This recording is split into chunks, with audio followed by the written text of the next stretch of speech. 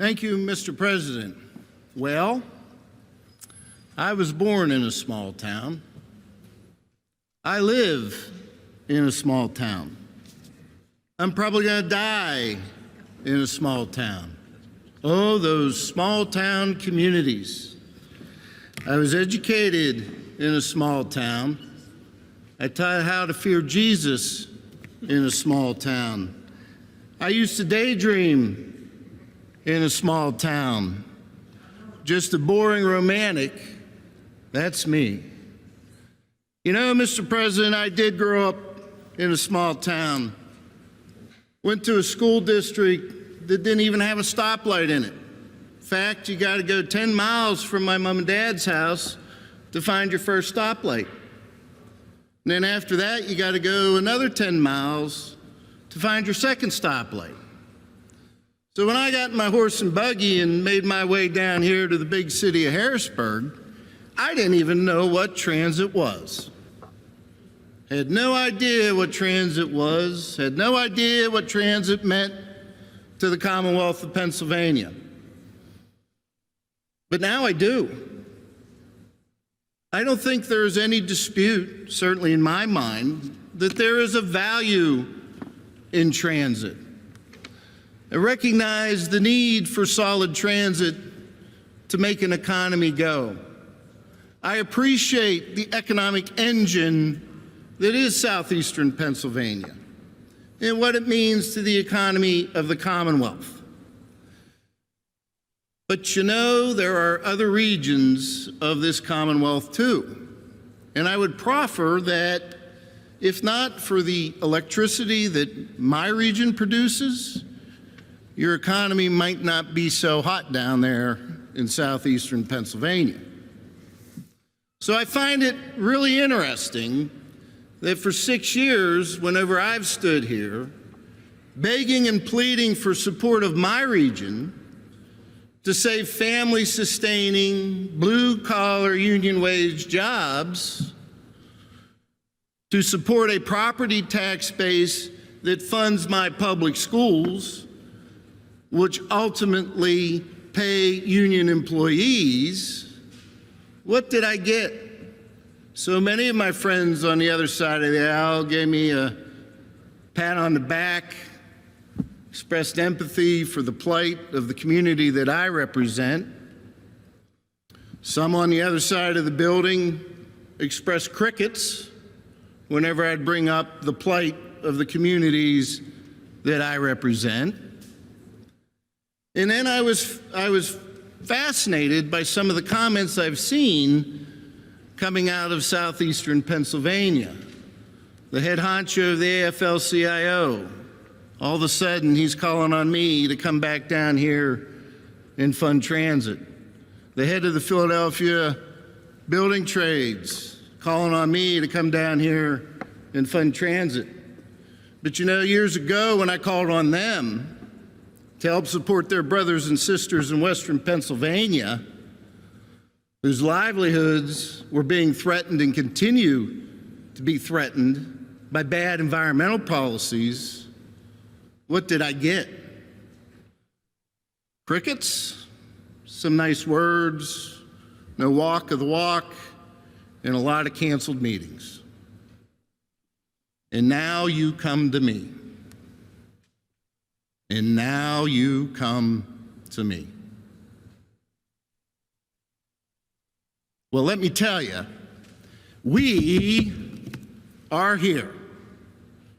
We, as a Senate Republican majority, are here to address the fundamental concern that we now hear out of southeastern Pennsylvania.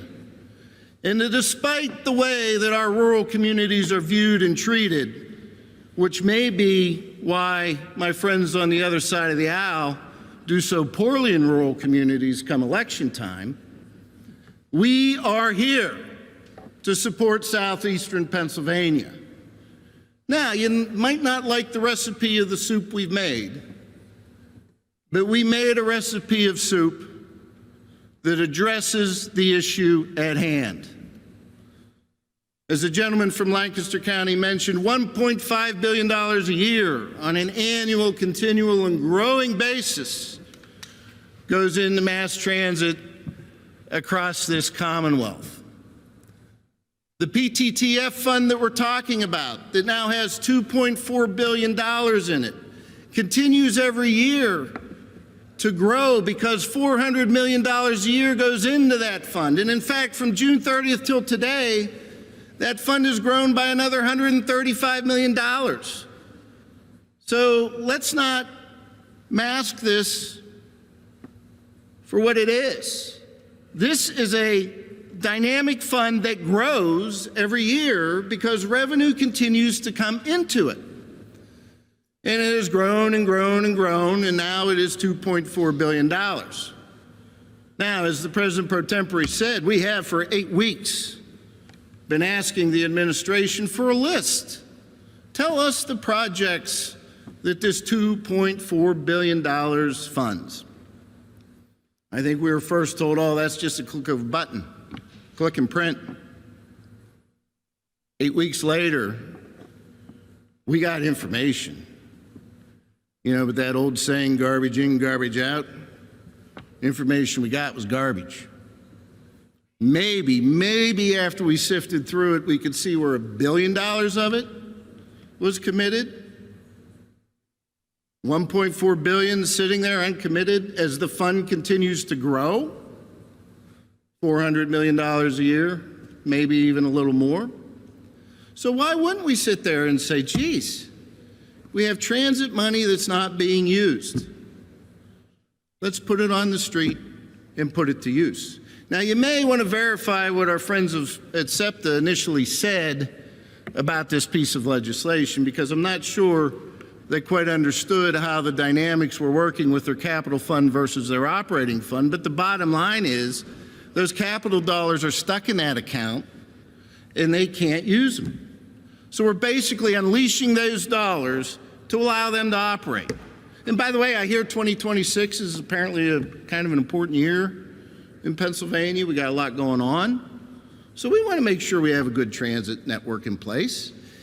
And I would argue that if SEPTA can get through the next 2 years and demonstrate that they can continue to reform their system and make sure buses don't catch fire and trains don't catch fire and bus drivers don't get murdered, maybe we will be inclined to give them some more.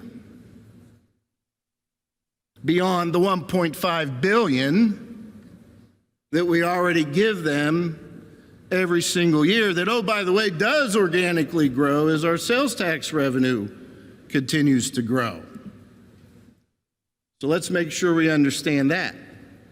Now, I heard a little bit about these fare increases and how detrimental they are, but I do want to go back to Act 89 of 2013, an act that both the gentleman from Allegheny and the gentleman from Philadelphia voted for. And in Act 89 of 2013, it specifically called for policy statements from transit agencies to show steady and consistent fare increases to make themselves sustainable. I'll also point to SEPTA's own plan that indicates they need to put steady and consistent fare increases in place. Maybe if they crack down on toll evasion, it wouldn't necessarily be so important. That's another provision. SEPTA tells me they lose $50 million a year in toll evasion. My first question is, how do you know it's $50 million a year and you're not doing anything about it? Fascinating. I guess they stand there and watch everybody jump the turnstiles. I don't know. But you know, Mr. President, what is in front of us today is a real funding stream. What's in front of us today is real accountability. And what is in front of us today is safety and security enhancements to make sure that those who are working in the system and using the system have a safer experience.